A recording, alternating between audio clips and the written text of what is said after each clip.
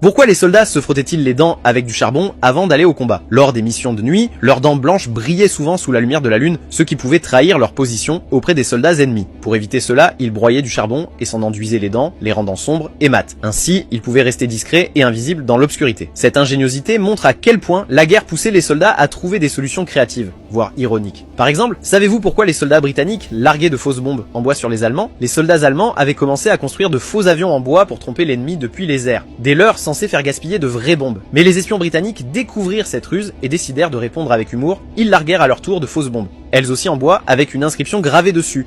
Un clin d'œil sarcastique à la supercherie allemande. Et derrière ces stratégies de guerre ou ces gestes symboliques, on retrouve la même logique, celle d'utiliser l'ingéniosité pour contrôler la mort, ou la rendre moins brutale. C'est aussi ce principe qui se cache derrière le fonctionnement du pistolet à tige d'abattage utilisé dans les abattoirs. Pourquoi un seul tir de ce dispositif rend-il une vache inconsciente en quelques secondes? Lorsque la gâchette est pressée, une tige d'acier est projetée à grande vitesse et frappe directement le cerveau de l'animal. Puis, instantanément, la tige rebondit dans le canon. Comme elle ne quitte jamais complètement l'arme, celle-ci reste sûre, réutilisable et conçue pour réduire la souffrance là où la mort est déjà inévitable.